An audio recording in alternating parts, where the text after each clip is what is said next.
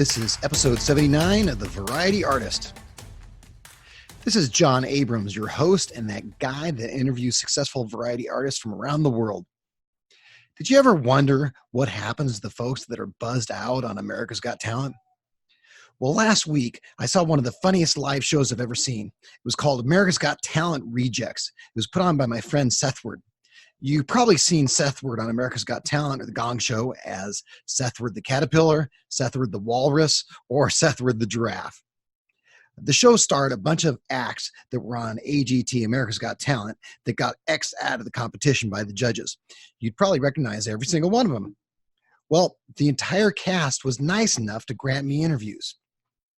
You'll hear from Dave Goetzl, known on the show as Andy Pigkens. Did he really get booed off the stage? You'll hear from Erick Hellwig, known as Death, how he created the character and why he went on America's Got Talent. There's Stacey Machelle, known as the Gargling Singer, who, by the way, is becoming an advocate for African-American women with ADHD. Impressionist Cory Jacob, only seen as the guy with the toilet seat on his head, but there's much more to him than that. You'll hear from Nikki Bond, known as Instagirl, who has some very surprising philosophies about social media. And lastly, Jay Light, the belly button poking guy. Is that all he does? I think you'll be surprised. Each interview is about 7 or 8 minutes. You'll get to know these folks a little better and realize, like I did, that there's much more to each of them than the minute or two you see on TV. We're pulling back the curtain. You're about to find out how these shows really work. Oh, and make sure to check out the show notes page for this one at thevarietyartist.com. I posted pictures of each person, each character, so you know exactly who's talking. Now, on with the show. Welcome to The Variety Artist, providing aspiring artists and entertainers with in-depth discussions from top performers from all over the world. So get ready to book some gigs, make some money, and have some fun with your host, John Abrams. He's the one that put this whole thing together. Ladies and gentlemen, I give you Sethward. How's it going, Sethward? Hey, John. What's going on, man? Oh, living the dream, baby. Living the dream. Well, I'm going to have you on here and all of your cast from America's Got Talent Rejects. Before we get into the show itself, tell me about your AGT experience. Oh, it's been a whirlwind. Ups and downs, lots of exciting moments. Really, I think the biggest thing I could say about AGT is that it's fairly unpredictable as far as what is my role and how that show operates, I guess. It's seeming you think you know what it's about. They've been around for so long. Mm-hmm. But I don't know. I've had some interesting opportunities just within the show itself. That's been very, I don't know, surprising, I guess, to me. Well, what do you mean? What kind of opportunities?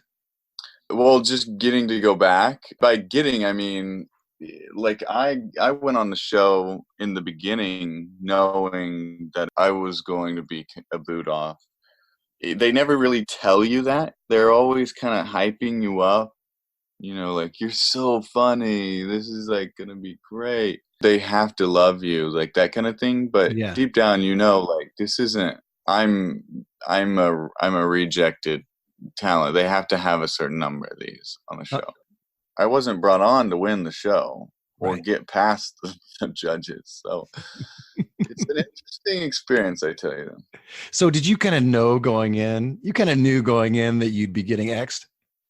Yes, it's weird, and then when you're talking to other rejects, they all have the similar idea. Like, they know they're not, deep down they know they're not the act for the show, but there's a weird thing that happens when you're backstage and everybody has equal rights of winning $1 million and everybody's excited and you have all this energy and you know, like, you've been training, like, what you do for a living is funny. It's fun. You get paid to do what you do. There's like this little piece of this competition that kind of creeps.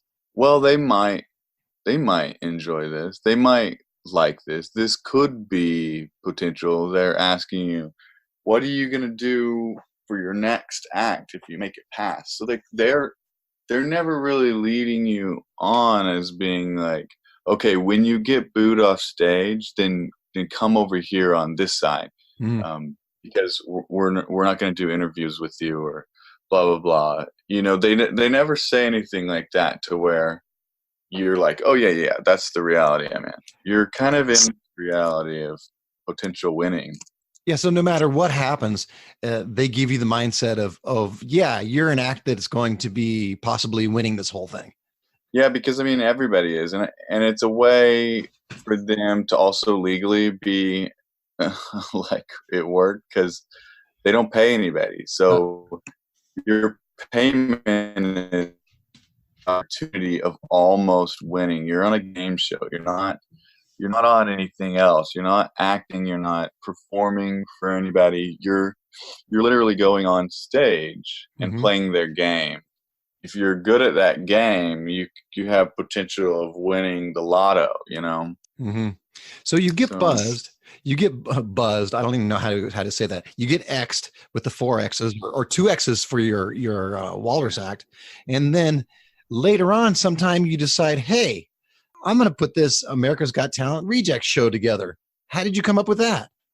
So last year, whenever I was on AGT, there was this feeling like immediately after, because I go in knowing I'm going to get buzzed. And then immediately after, I was like physically affected in a way, because you don't really, it's like physically screaming at you to go die feels like until you actually have that.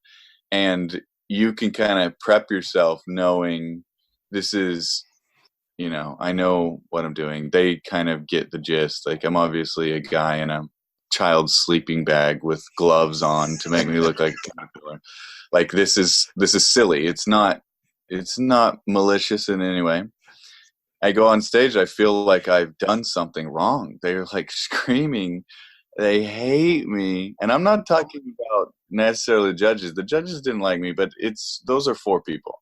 I'm talking about 2,000, just a complete variety of human beings that are in their young, old, and their faces and their arms and their actions, their energy. They throw that at you. A human is like viscerally affected in a way. You know that feeling. But I had never been booed off of a very large stage by 2,000 people, and I felt like, oh man, oh no, ooh, that wasn't good. I did something very wrong. Yeah. And it was a weird moment, because I knew what I was doing, and I thought it was silly. It was funny to me, but I felt bad. And then I had a buddy who also auditioned. We do this very similar stuff. Kevin Krieger, he's a really good friend of mine. He does very similar comedy. We're in a comedy group in LA. We perform. It's like an alternative clown type of performance, and so we know the value of what we do. We know the value of our comedy. We love playing with each other, and we have a lot of people who love that style of comedy as well. He calls me up. He auditions, I think, a week later, and he's like, what have I done? And I'm like, see, this is so weird, right? And we were, talking back and forth about this weird feeling of coming off stage after you've done exactly what you meant to do, but feeling like you've really messed up. And then we start talking about this weird phenomenon of it just kind of throws you around, and the whole time it's kind of using you, this massive machine that is America's Got Talent. It feels like, okay, I'm kind of being used. This is a weird feeling, but knowing like there's so many variety artists who have also done AGT and have felt that way, but were very bitter because they went on as, a juggler. They went on as a ventriloquist or whatever, and did their awesome skill, but didn't get the time to prove themselves to be a good performer, or they were set up to be a reject act, but they weren't told. Like, the audience was told to boo. Like, there's so many aspects that can give somebody a bad taste as a variety artist. I've had a lot of people on this show that have said they have not gone on AGT because they were afraid that might happen. And they're wise to do that because you don't have control. Like if you get booked to do a performance, you know, and you're getting paid, they're going to do everything they can to make you comfortable in a way that makes whatever you're performing work. Like they Sure. paid you to be there to do your job, and they don't want to mess it up. Right. And not only that, if you look good, they look good. They want to be, they want to be successful in the whole, like, I chose this guy thing. AGT is definitely not that way. And people know that. And so you're warned, be careful. This could be a total waste of your time. And if you're okay with it being a total waste of your time, then go ahead and do it. I knew from the get-go what it was, and I knew what I was getting into. But you don't know that feeling until you actually have it. So we kind of commiserated a little bit, and then we're like, okay, that was an experience. I had two other guys that were pretty good friends of mine that I knew had went on AGT as well, and I knew that they definitely didn't have a very positive experience from it. And I was like, what if we got together, kind of floated the idea, and they were like, yes, they were down. We did the show. This was last year, so I'm a caterpillar. Kevin's a robot. My buddy Mark was a comic character, a couple other characters that went on stage to do stand-up. And then I reached out to a couple other guys. Like I vaguely knew Alex from another gig and other things. I knew him from the community, and Christy Joy knew kind of from the community, but not that well. And so whenever I reached out to them, they're a little skeptical. These people that don't really know me well, like, are you going to bring me on another stage to boo me up? Like, I'm not sure I want to do this. I had to convince these guys that it's like, no, this is like a fun, we're rejects trying to get another chance, but really we're just here to have fun and to do our acts as they were meant to be done on a stage that is available to have our acts on it, not pre-planned or something.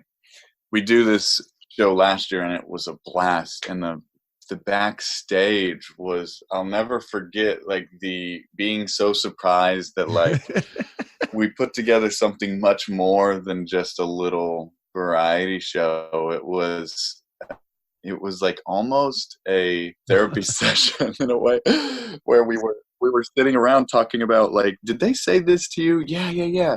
I was sitting backstage for like 8 hours, and they're like, I was there for 9, and like this was wild, right? I'm not crazy to think this was kind of like a wild experience. And you're like, no, I felt like I did something wrong when I got off stage, and like, okay, great. It wasn't like I did something wrong. It was just like, that's the way it feels. You're like, yes. And all that being said, a lot of variety artists hate AGT because they're taking people's talents, they're not paying, and they're broadcasting, they're using you. And in all intents and purposes, yes, that's true. They steal your act, they don't credit you, and then they use you. But at the same time, it's a platform that you do get to utilize, and it's free for you. It's not a pay to play. Like, there's so many other things in this world that you have to pay a website to get your stuff. There's like Gig Salad. You got to pay this absorbent amount of money to keep your profile and up there, and to make sure you are broadcast in the right way. And Gig Salad is the exact same thing as AGT. It's just a different way to get your name and get your act out there. And so there's controversy with the show itself, and people can feel like they're malicious in a way.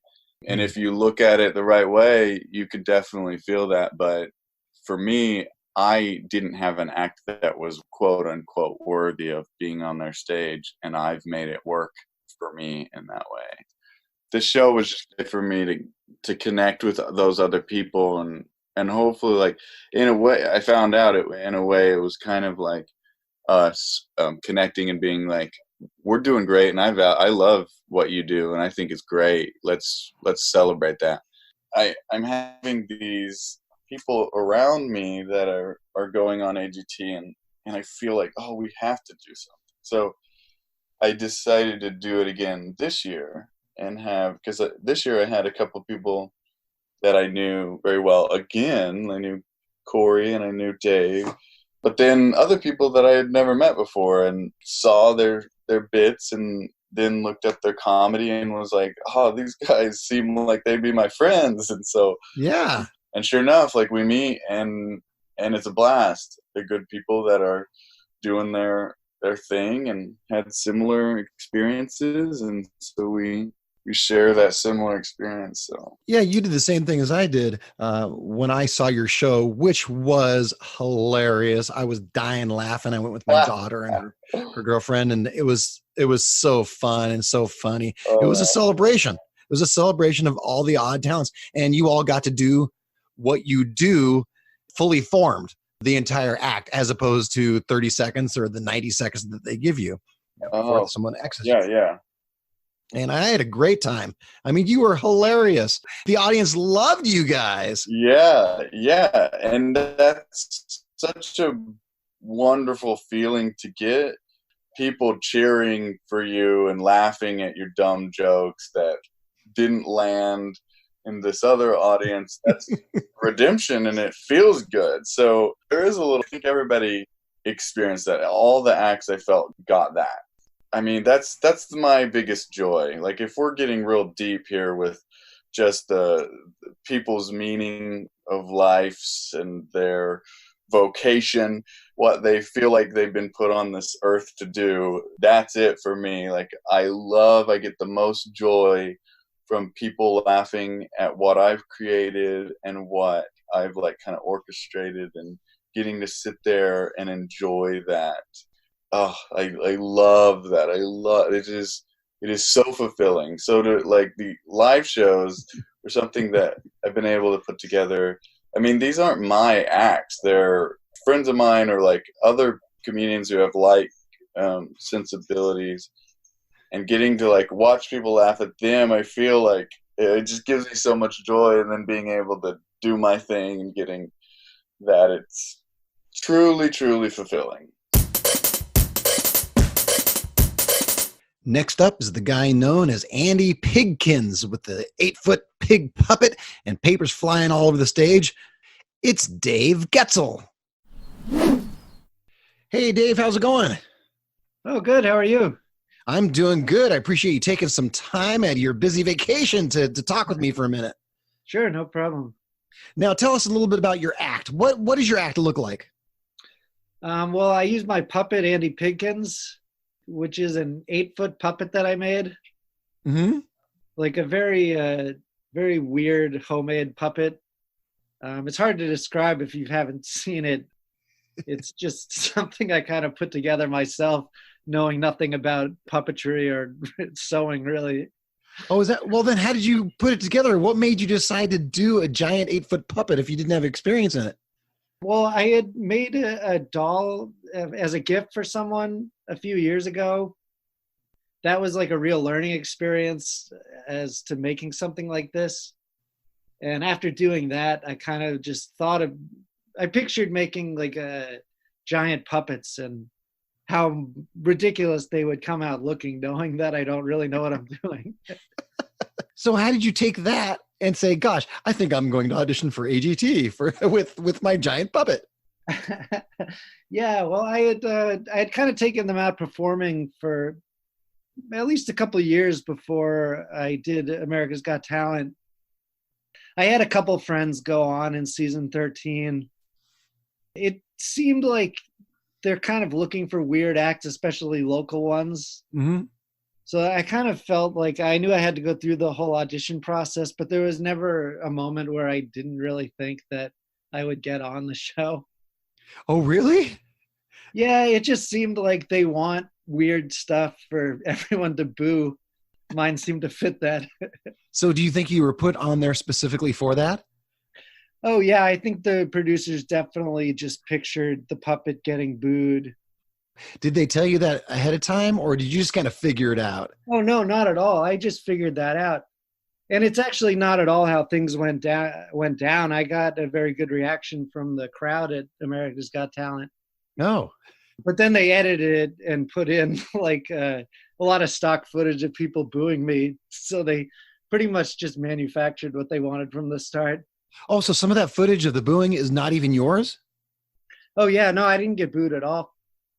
Is that right? Yeah. That's interesting. Yeah, the audience laughed at me. I mean, I was fully expecting to be booed because I had a few people I knew went on in season 13, and everyone talked to me said that they walked out and just got booed instantly. So like I was very prepared for that, and it just wasn't what happened. So tell me in your own, what exactly happened then? Well, I went out for a while, and I talked to the judges. They didn't really show any of my judge interaction. Most of what my judge interaction was me staying in character as my puppet, Andy Pigkens, which kind of annoyed Simon and Howie mostly. So they kept trying to get me to break, and I wouldn't. Well, I didn't really want to go on as myself. Like I didn't necessarily want to be recognized as the guy with the shitty puppet. So did you get the 4 X's? Was that for real? Oh yeah, they all X me. Okay. So you get the call from or email from Sethward to do the reject show, the AGT reject show. So how did that come about? Well, I mean, I've known Sethward for like 5 years. We're really good friends. He had done one of these the first time he got kicked off as the Caterpillar. He had done an America's Got Talent reject show. So I had been to that one. So I kind of figured he probably might do it again. So when he emailed me, it wasn't a surprise. And so how did that feel when I was in the audience for the America's Got Talent rejects? It was really, really funny. Me and my whole family, we had a great time. Yeah, that show was a lot of fun. I felt like everyone got a good response from what I could tell. I was backstage for most of it. Yeah, I mean, when I did my bit, I mean, it was very dark in the theater, so I couldn't tell how many people were there, but it sounded like a lot of laughs. So when you're backstage hearing the other acts, knowing that it isn't like AGT, you're not getting buzzed, are you thinking, well, this might be okay? Yeah, well, I mean, I never get worried about that bit that I did because it's really a bit that's impossible to mess up because like it's like the worse you do, the more funny it is for that particular bit. For that bit, it's like I have this puppet and he gives a presentation basically as his bit. And it's just like I have these giant awkward puppets that aren't well designed and are pretty impossible to use and impossible to do anything with. So I've always found like if I'm actually trying to do things that are very awkward and impossible to do with the puppets, that gets laughs from the audience. And the more awkward, the funnier it is, huh? Yeah. So like usually I try to do the bit as well as I can. For America's Got Talent, I had to kind of change it because they wanted me to cut it down to a 90-second bit. Like when I do the presentation with the puppet. On America's Got Talent, I just knocked all my stuff over right away. But usually I kind of try to keep it together and then it just ends up happening that everything falls apart. So what else do you do on top of the Andy Pigkens thing? Yeah, well, most of my art, I do like animation and cartoons. Oh. I've been doing that for a long time. And Andy Pigkens was a character from my cartoons. Like all the puppets I make were cartoon characters I made that I kind of, I made puppets of them sort of to bring them into the real world, another way to perform with them and get the characters out there. Well, what do you do with your animation? It's been a good 4 or 5 years that I've been putting my cartoons out there and playing them around town. So a lot of people, I think, in LA, like in the comedy scene for sure, would know my stuff, and it's been playing out there. Sethward does a monthly show that I play them at, and other little shows here and there. It's always funny to me, like I feel like with my cartoons, they're so weird. The fact that a lot of the audience is just confused by them makes them funnier to me. Well, where can someone see those cartoons of yours? Because I'm dying to see them. Oh, sure. Yeah. I mean, I have a YouTube under the username HB Goetzl, spelled Goetzl. I'll certainly put that on our show notes page too. Okay. Thanks for hanging out with me, Dave. This was great. All right. Thanks. This is fun. And we'll talk soon. All right. Sounds good. All right. Bye. My next guest is Erick Hellwig, known as Death. Hey, Erick, how's it going? Hey, it's going good, man. How are you? Good, good. Thanks for taking some time out of your busy schedule to join me today. Yeah, no worries. Now, tell us about your act on AGT. What exactly did you do? Sure. So I have a character on the Grim Reaper. The act itself I've been doing for years, starting back when I lived in New York. And the idea was that the Grim Reaper tries new artistic things every week or every month. Uh-huh. So for AGT, we did the Grim Reaper doing stand-up comedy. Okay. So that was the act. It was just the Grim Reaper standing up there with a microphone telling some jokes. By the way, my family and I, we were watching this and we were cracking up. We were saying, why isn't Death going to the second round? What's the deal with that? He was robbed. He was robbed. So you've been doing that act for a long time? Have you been doing the whole makeup thing, the whole thing? When I was doing it in New York, I had a friend it was this show we used to do at a place called the People's Improv Theater called Welcome to Hell. Mm-hmm. It was a monthly show where the different creatures from hell would come on stage and try to do something artistic. So yeah, Death is, he's tap danced, he's read poetry, I've sang. And then like me, Eric, in my life, as I was getting into stand-up, I started doing Death doing stand-up. And that was the most fun, I thought, just because it was, it was an opportunity to work on some of the jokes I was writing, but kind of hide behind a really fun character. That just kind of morphed into Death doing his own thing. So this was like maybe 3 years ago. Me and my friend who kind of co-created the character with me, we wrote a pilot for Death. We shot that. And, wait, you shot a pilot with Death? Yeah, there's a full-length pilot called Death Lives that you can if you just Google it, you can watch it on Vimeo. Yeah, it's a 21-minute comedy pilot. Oh, cool. Yeah, you can see Death become human and walk around New York. It's cool. We shot it. It was the first thing I'd ever produced. Uh-huh. It was a arduous task to get it done. I mean, we spent like almost a full year just building up the funds to do it, and kind of at that point we had to really kind of beg, borrow, and steal to get it shot. It exists. It's out there in the ether. It's Googleable. What made you decide to go on AGT then? So it was honestly, I met a casting director who really liked the character, and at the time she was working on the Gong Show. Her name's Nyla Durrani. I don't mind saying her name. Okay. She was like, I think he was in the process of getting on the Gong Show, and then that show got canceled. Right. And Nyla was like, well, we'll see if there's something else for him. And then 8 months later, she texted me and she's like, how do you feel about AGT? And I was like, I don't know how I feel about it.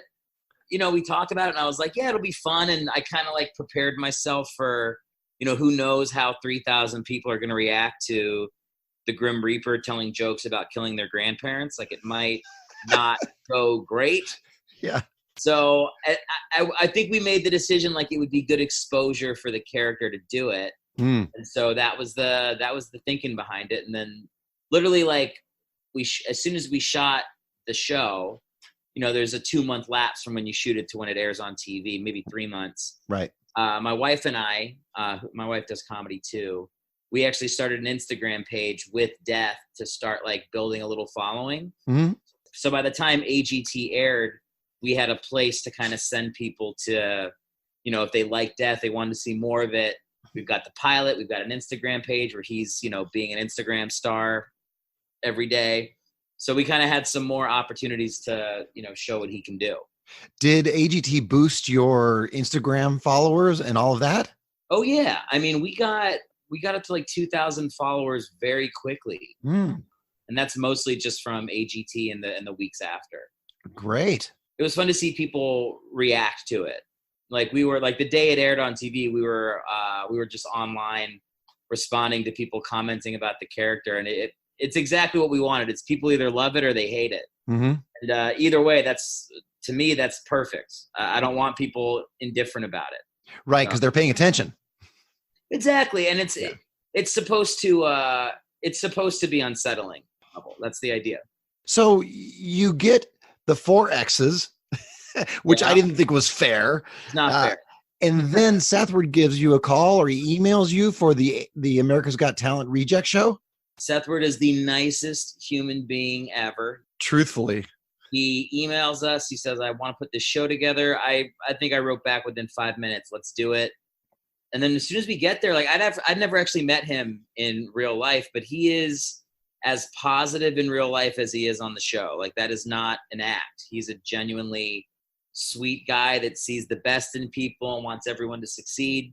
So he put together this show at Dynasty Typewriter, which is a great theater. Mm-hmm. Yeah. I mean, I just showed up and did my act for whatever it was, 7 or 8 minutes, but it was so much fun. It was backstage, getting to see all the acts kind of exist in the way that I think they're meant to. I mean, we were all laughing so hard at everybody's act. It's one of the most supportive green rooms I've ever been in. Oh, neat. Yeah, it was really fun. It was a lot of fun. I'm really, really glad I did the show. Well, when I went and saw the show, it was a lot of fun. And I will tell you that you stared down my daughter. Oh, no. As Death. That was me sitting right next to her. I don't know if you remember the routine, but it scared the heck out of her. It was great. How old's your daughter? She's 21. All right. I don't feel so bad then. No, she wasn't like, you weren't staring down like a 7-year-old or anything.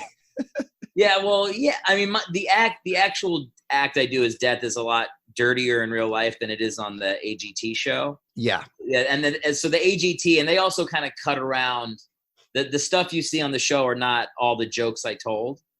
The booing starts in real life when I start talking about some of the scarier elements of being Death. The show you came to, you got to see a little more of, because I was doing a one-man show in New York for a little bit as Death as well. Mm-hmm. And I think you saw a closer version of what I like to do with the character, which is kind of make people laugh halfway out of the jokes and halfway out of fear. Yeah. That I might just jump into the audience and take their soul. It was kind of halfway funny and halfway uncomfortable. Yeah, that's the sweet spot, man. That's the sweet spot. Perfect. Yeah, my daughter talks about it to this day. She liked it. Oh my God, that's great. Well, tell her to follow the Instagram page. She can see more Death. On top of you do Death, and do you also do standard stand-up comedy as not Death? Yeah, I'm a stand-up comedian. I've been working at that for 7 or 8 years now. Mm-hmm. And I live in LA now. I host a weekly show at a place called Skiptown Playhouse in East Hollywood. That's every Thursday, 8:00, called Barely Making It LA. You can check that out. Right. Yeah, the focus is mostly just stand-up and writing. The Death character has always been kind of just like a pet project that I say we because I have a co-writer that I work with in New York. Yeah.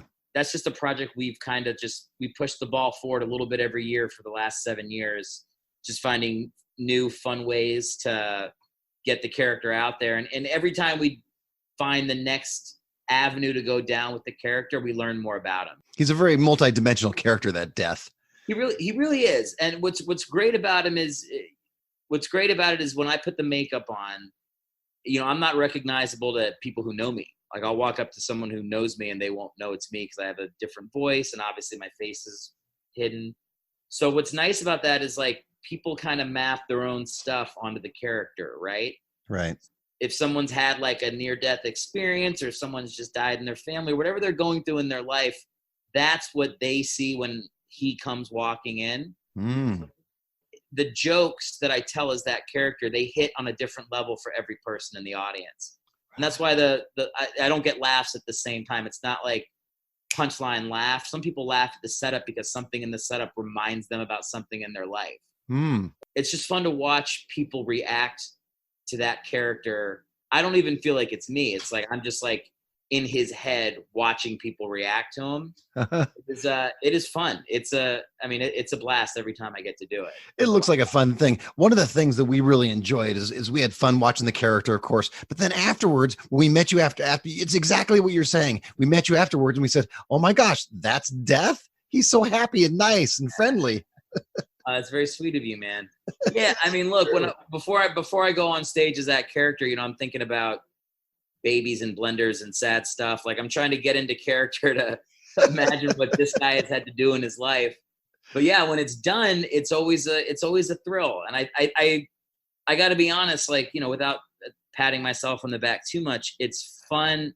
I've never had a negative experience doing that character. And I include the AGT experience with that.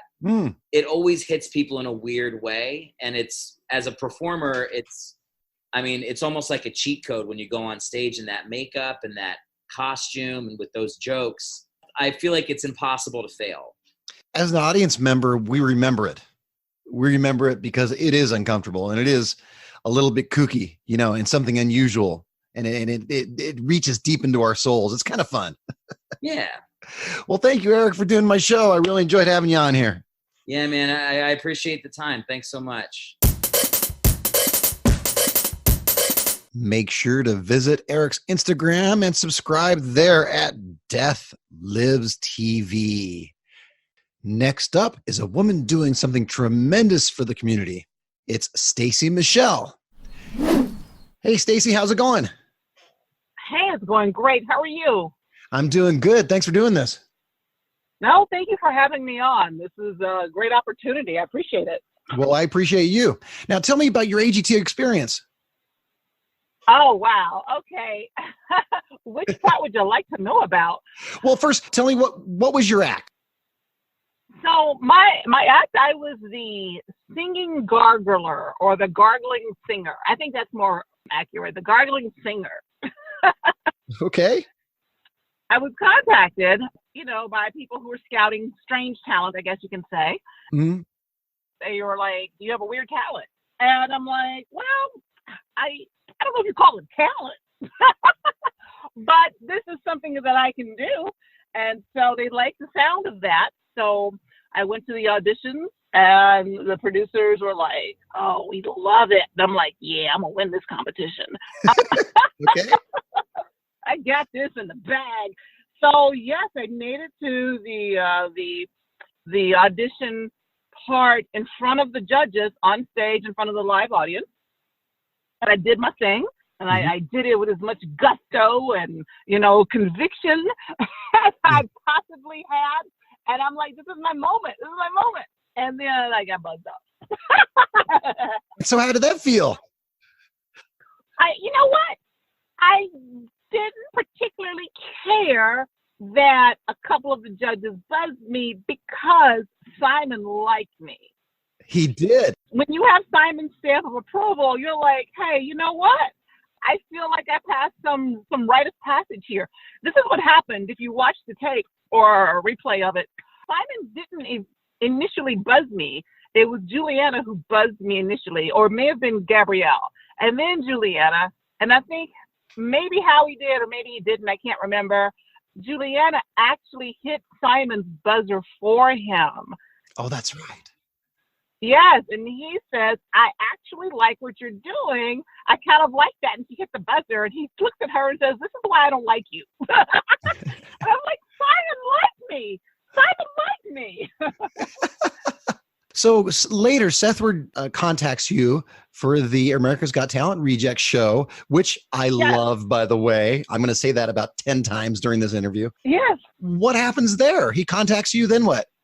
Okay, so when I got the email, I honestly thought it was a joke. I thought I was being spammed or something. The America's Got Talent Reject show, I just looked at it, and I honestly thought it was like just some jokey email. And I, for some reason, opened it anyway. I could have gotten into a Nigerian money scam for all I knew. Yeah. While you're on this, can I have your credit card number, please? Yeah. Hold on. Let me go get it. Yeah. I read it. Yes, I think this is a scam or something, but for some reason I opened it anyway. I guess I'm gullible like that. I saw what it was, and I'm like, oh, this is going to be dope. I get to actually go up on stage and complete my act. Well, I did complete it on the show, but they didn't air the entire act. Mm-hmm. So I'm like, an audience will actually get to see me go up and do my thing without fear of being buzzed, and I'll get to meet the other rejects, and we'll just have a reject party. It was great. Yeah.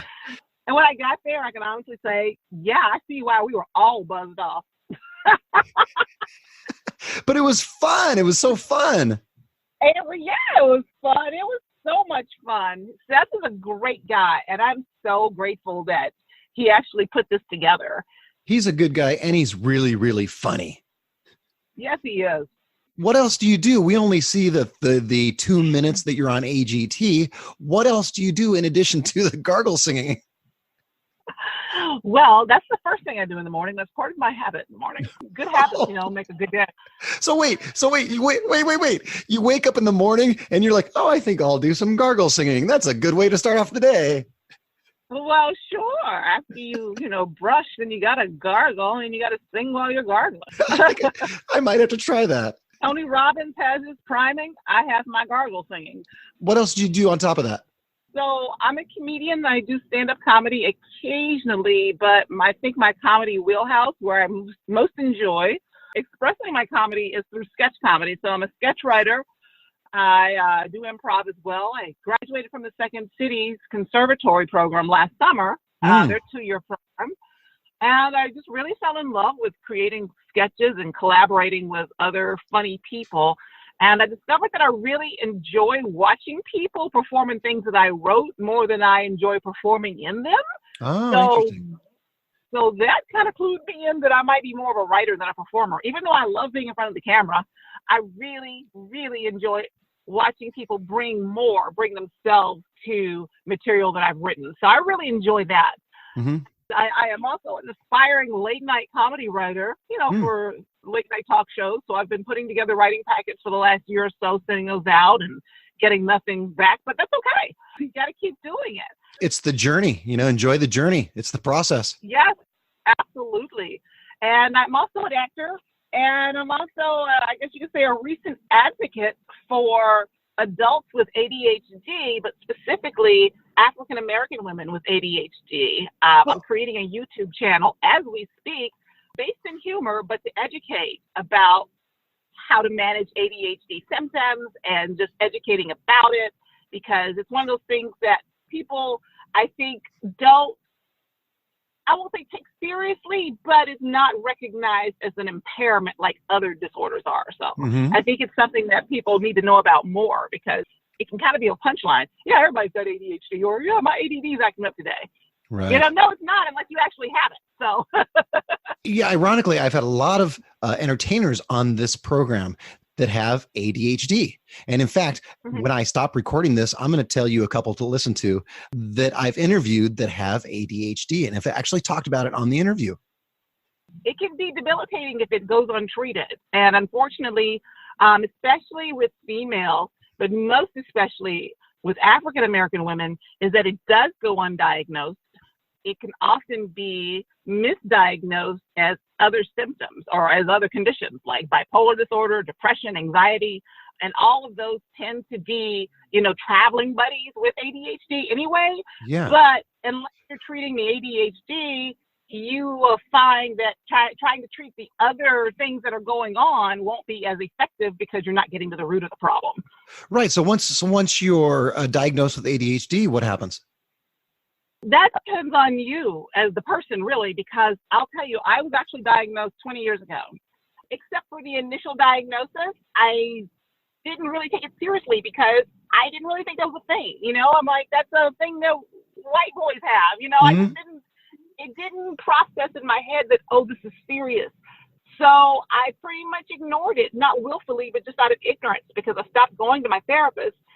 I forgot about it. I forgot I had ADHD. And honestly, you can't be more ADHD than forgetting that you have ADHD. But ADHD does not forget about you, ever. So for the last 20 years, pretty much every chaotic moment, every string of financial just catastrophe, just pretty much everything that has made my life go upside down or sideways, and me not progressing in the way that I feel like I should be progressing, or not reaching my full potential, or broken relationships, or just, difficulty doing everything, can be directly traced to untreated ADHD. And so I got re-diagnosed kind of by accident earlier this spring.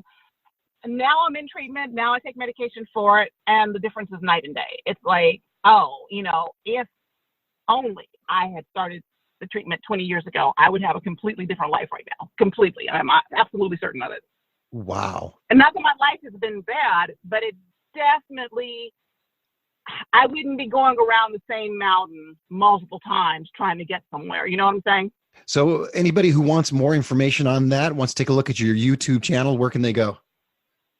Well, my YouTube channel is in progress right now. Okay. So I'm in the middle of creating it. I have not launched it yet. I'm creating videos right now. But if someone wants information about ADHD, I recommend anybody go to CHADD. It's Children and Adults with Attention Deficit Disorder. If they just type in CHADD, I feel like that is the preeminent source of all information for CHADD. CHADD, I would say, is a great place to start. And when you get that YouTube channel going, you make sure you contact me, and I'll put it on my Variety Arts Community Facebook group page. Thank you. Thank you so much. I really appreciate that. Well, thank you for doing my show. I appreciate it, Stacey. Yeah, I thank you for letting me come on and have a chance to share my experience with AGT, and also, to just let me talk a little bit about ADHD. My next guest is impressionist Cory Jacob. Hey, Cory, how's it going? Hey, John. Awesome. How are you? Good, good, good. I'm having all of you guys on here from America's Got Talent Rejects. So tell us, in the show, in AGT and in the show, what was your act? I was a talking toilet at Warner Brothers who does impressions. See, I love this concept. So tell me the impressions that you did, or tell me kind of the concept, the idea. Yeah, I kind of came up with the concept because I do impressions, and every time I see people do impressions, it's like a guy wearing a suit, and he's like, oh, some celebrities are trapped in an elevator or whatever. Mm-hmm. And it just seems so boring and kind of contrived to me. So I wanted, and I do a lot of characters, like original character work. So I kind of wanted to combine doing a character and doing impressions. Mm. I thought it would be a little more interesting, but I think I was wrong. I don't know. I loved your act when I saw it on the AGT Reject show. It was great. It was hilarious. I was laughing. My whole family was laughing hilariously. Oh, yeah. Thank you so much. Yeah. I mean, it plays differently depending where I do it. Like if I do it at a live comedy theater, it tends to do better. But yeah, for television, especially America's Got Talent, I don't think it was the best act to do. Now, you only have, what is it, a minute you said, or 2 minutes? Yeah, well, they give you 2 minutes for the show. They want you to keep your act 2 minutes or less when you film it. But I only made it to about 30 seconds. They started booing me right away. And then when you got contacted to do the Reject show, how did that go about? Or how did that come about? I've known Sethward for years now, probably like 8 years or something. We used to perform on an improv team together, and one of my improv teams was paired with his team. So I've known him for years. And yeah, so Seth asked me to do it, and I was very happy to do it. Yeah, it was a lot of fun doing the live show. Actually, it felt like a bit of redemption doing the live show. I'll bet it did, because we had a great time. Oh, thank you so much for coming. A lot of folks think that what they see on TV, the 30 seconds that they see, is all you're about. What other things are you doing theatrically? Oh, I do original characters, stand-up, sketch comedy. I host a character show at the Pack Theater called What a Character. It's the house character team. I was on a sketch team as a writer-performer there for 3 years. And then, I've been doing a lot more stand-up lately. And I also read that you are part of the Upright Citizens Brigade. I've done a lot of training and stuff there. I'm not like on a house team or anything. I perform there once in a while. And I'm also in the Groundlings program. For those of you that don't know, in Los Angeles, the Groundlings are one of the top improv groups in the world, basically, right? Yeah, they're character-based improv and SNL, like Jimmy Fallon, Will Ferrell, Melissa McCarthy. Recently, my pal Chloe Feynman got selected for SNL. She just did the Sunday Company there. It's a really nice training ground for comedians to develop their characters. And before you did AGT, were you doing all this stuff too? Yeah, I've done that character show, the What a Character team, for almost 3 years now. So every month we'll do an original character or impression. It was actually the first time I did that character, the talking toilet who does impressions. Because I don't know why that's so funny to me, but it is. I know. I thought it was so stupid. I wanted to do impressions, but I wanted it to be a little more exciting or stupid. So I was like, okay, who would be around celebrities a lot? And I'm like, the toilet in the Star Wagon at Warner Brothers. A Star Wagon is like where the actors wait when they're on set and stuff. So I'm like, oh yeah, a toilet in the Star Wagon would have met many celebrities and heard them speak, so therefore he can imitate them. Heard them speak and do something else, right? Yeah, and the premise of my act was like what they sound like when they use the restroom. Okay. Al Pacino had a little trouble making a number 2. And then the cast of Breaking Bad was there. So Aaron Paul was in there, and Bill Burr was annoying him by knocking. And so did you think to yourself, well, what if I make it through round 1? Do I have something for round number 2? Number 2. Yeah, that's funny. Actually, you're assigned a producer when you get when they approve your act, you're assigned a producer. And I was talking to her, and I sent her a list of like 100 impressions I could do, and like the ones that I'm really good at, and then like the ones that I'm not as good, and the ones that I could do if I put in some work. And so you're trying to pick some of my better ones, and we're like, well, what? I was like, what about round 2? We should save some of the good ones for round 2. And she's like, oh yeah.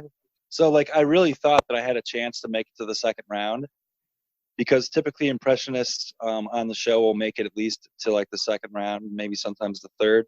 So yeah, I actually was taking myself seriously, but I think the whole time they were just thought I was a joke act. I put a lot of time into it. Funny story. They gave me my shoot date, and then they changed it like kind of last minute. So my parents wanted to come see it, and they were at their house in Arizona, and they had 6 of their friends there visiting them from out of state on the day that I was going to shoot. So they left them to come to Los Angeles, got a hotel in Pasadena to see my act.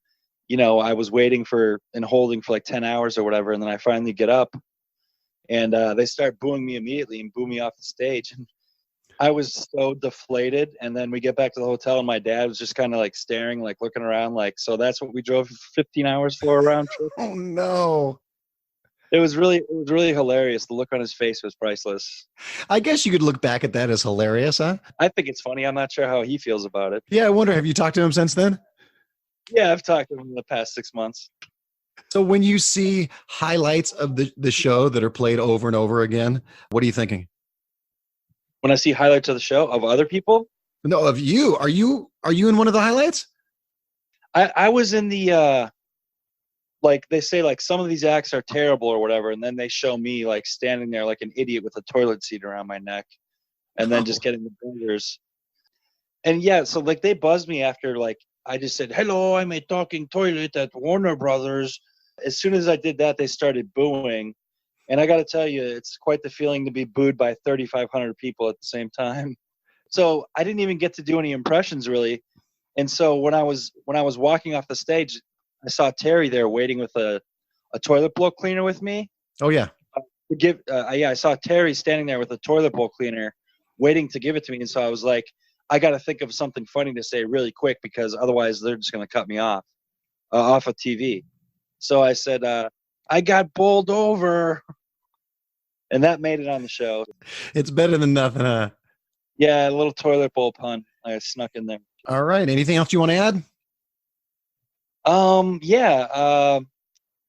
I was DVRing America's Got Talent. I knew that Seth was on it, and I wanted to see his act. And I was watching with my kids. And I always love it when we can watch something together and just really have a good laugh together. Yeah. They were laughing harder than I've ever heard them laugh by watching Seth falling all over the stage as the Walrus and all of his physical comedy stuff. And they were so impressed that I was friends with him. And I was like, yeah, we can meet him sometime. And they're like, really? Oh my God. I was like, yeah, he's my friend. So we're hoping to catch Seth live with my kids here in the coming weeks. Next, we're going to visit with Nikki Bond. Hey, Nikki, how's it going? Hey, how you doing? I'm doing good, Let's cut to the chase here. Tell us about your AGT experience. So it was it was quite the ride. I went in as Instagirl with the intention of knowing that she would be made fun of. How did you know that or think that? Because it's a character that I do on the internet to make fun of social media influencers, the narcissists. And so I had watched AGT a little bit, and I saw the types of people that were being cast. And I was like, you know what? I think that this character is actually really good for the show.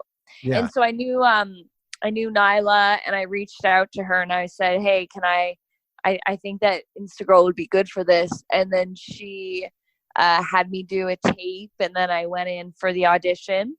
So you go in, and I did quite a few auditions, and then a couple days before I found out that I was going to be brought in to do it.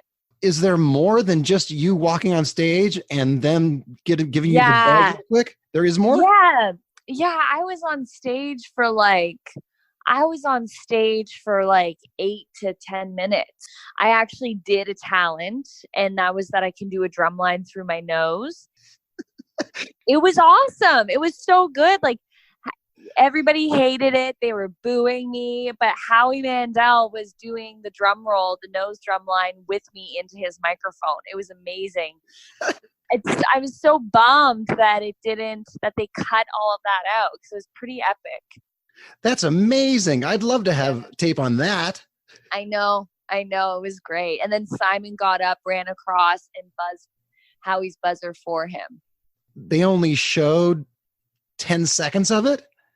Yeah. They only showed me walking on, saying hi, and then they buzzed me off, and then me saying bye. But there was a whole long bit. Wow. Now, I saw your bit at America's Got Talent Rejects, and I thought it was funny. You're hilarious, man. Thank you. Thanks. Yeah, so that's like what I did. So when you get the call from Sethward to do the live show America's Got Talent Rejects, so how did that all come about? I got an email from him, and it was exciting. It was like, oh, sweet, it's not over yet. And he asked if I could do it, and I said, yeah. Which is great that it worked out. I love it. It was fun to come together with everybody and be all kind of do it together and see each other's act. Yeah. And you got to do your entire act, right? I got to do my entire act. Yeah. I added to it stuff that I didn't do on America's Got Talent because I had more time, but I got to do like my song, which was great. That's great. By the way, what is your Instagram? Because I've seen your Instagram. It's hilarious. You do a lot of fun stuff. At least 2 different characters that I've seen, right? Yeah. I put 2 different characters on there. I do Instagirl, which is like your narcissist hot girl, more Kardashian-y, and then I do Ocean, which is kind of like your Venice Beach boho. Let's make a difference in the world. Classic, likes their taupe white and beige colors, you know. Mm-hmm. So, and then I also do. I haven't done them in a little bit, but if you scroll down, there's a voicemail lip sync where I do lip syncs of actual weird voicemails that people have gotten. But my Instagram is Nikki Bon, NIKKIBON. Excellent. And you also have a podcast, right? Yeah, I do a podcast with comedian Amy Schreiber. Mm-hmm. It's called Getting to Know You, and it started like we were at the Comedy Store, and she approached me in the hallway and was like, "I know I've seen your stuff." We both went to camp, but a different camp, and so we bonded over that. And then she said, can we do a podcast where we only get to know each other through the podcast and not through social media or anything else like that? And I was like, yeah. So we did that, and we only talked through our podcast. We never talked outside of it and got to know each other. And then now in season 2, what we're doing is we're going to Griffith Park and talking to strangers and just getting to know strangers that talk to us, which has been very interesting. Wow. What's the name of that? It's called Getting to Know You. Okay. They can find on Apple Podcasts or wherever they get their podcasts. Spotify, all of it. Yeah, wherever you get your podcasts. Gotcha. Now, my daughter is a huge fan of yours. I think I mentioned that before our interview. She had a quick question for you. She said, how do you get so many followers on Instagram? Oh, man. That is next level. That's just like the following thing.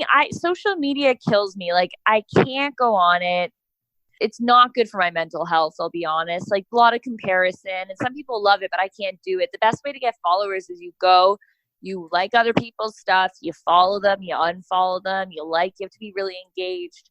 I actually have I had a social media manager for a little bit where I got him to do the engagement because I was like, I can't do this. I can't do so then he's done that, but it's been great because then it gets my stuff out there, and like through that I've gotten fans, which is awesome.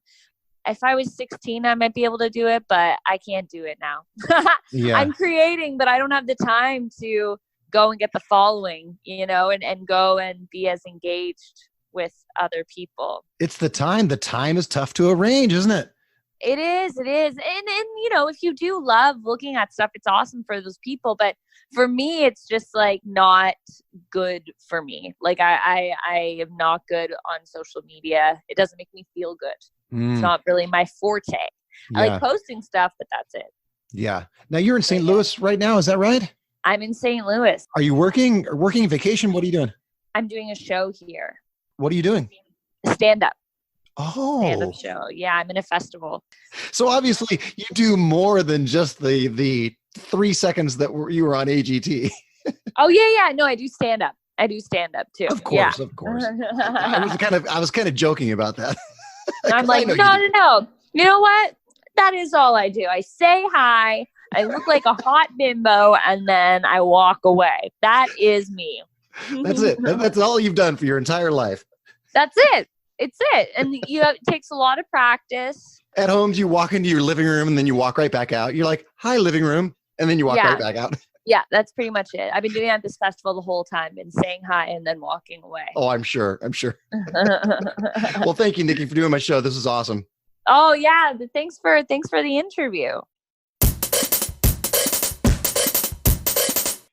And lastly, it's comedian and famous belly button poker, Jay Light.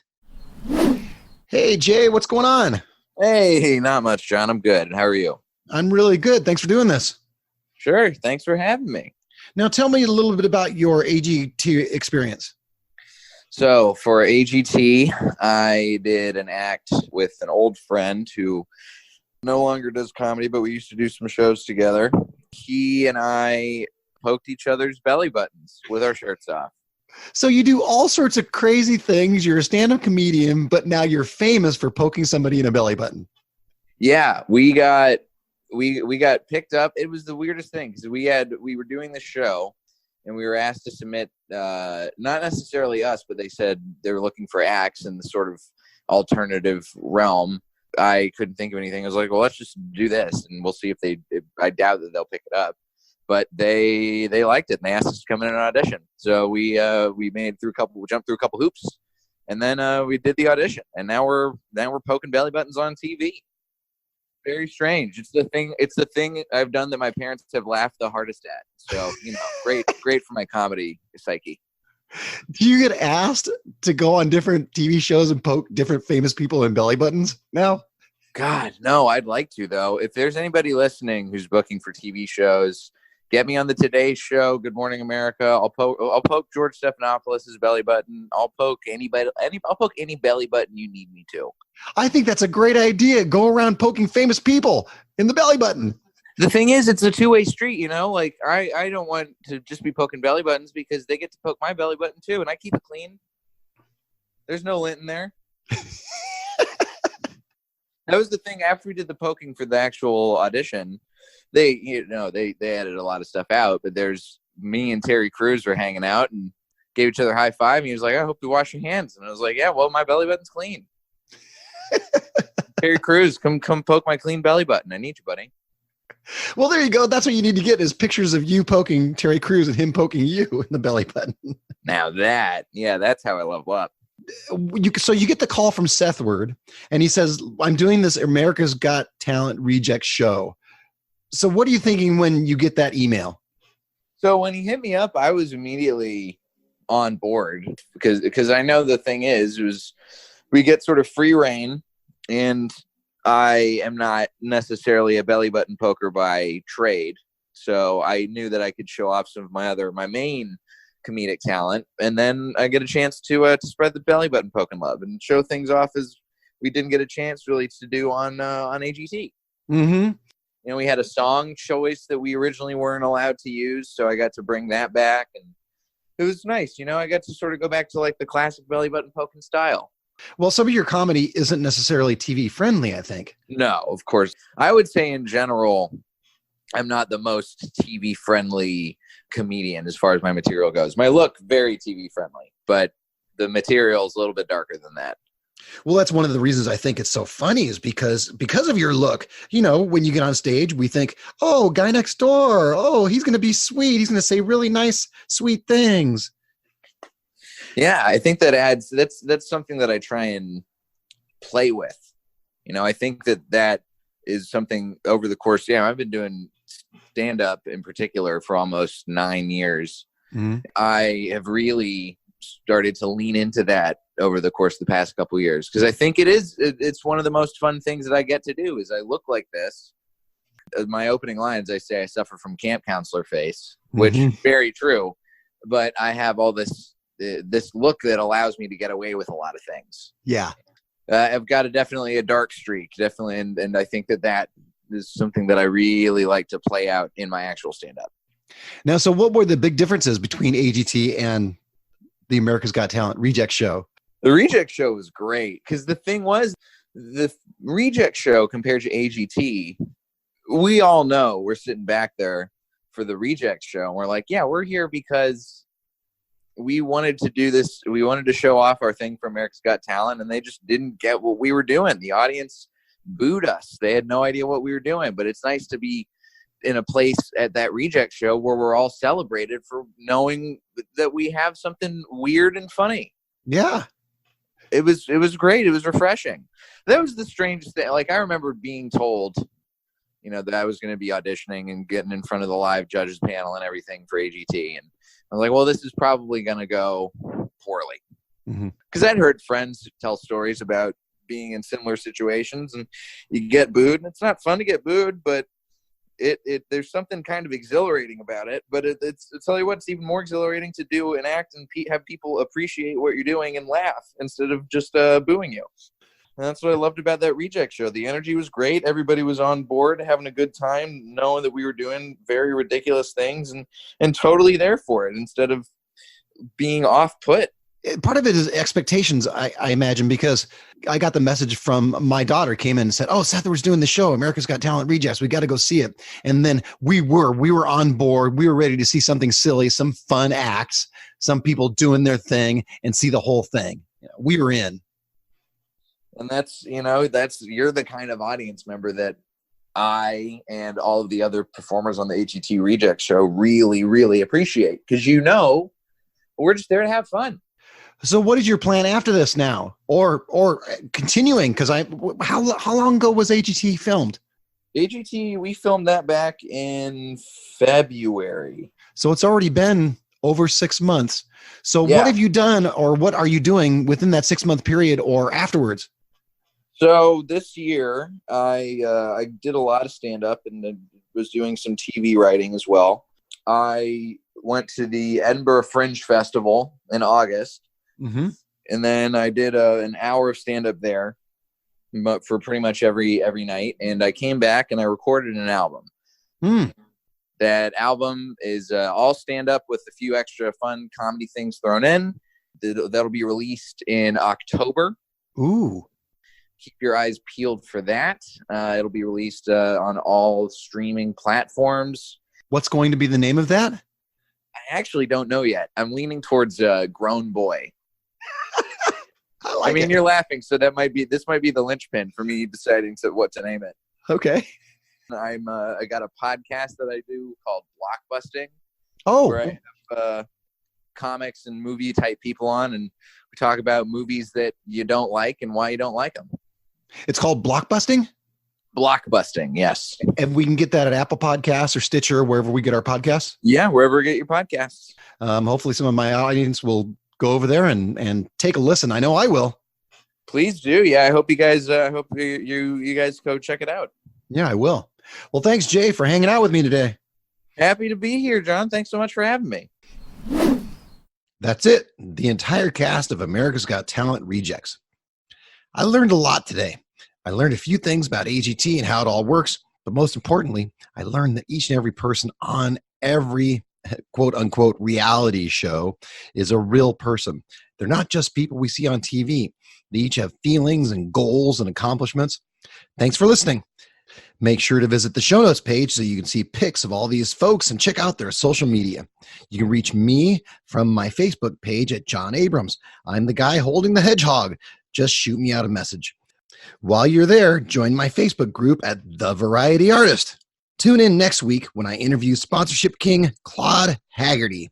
Now go out and book those gigs, make some money, and have some fun.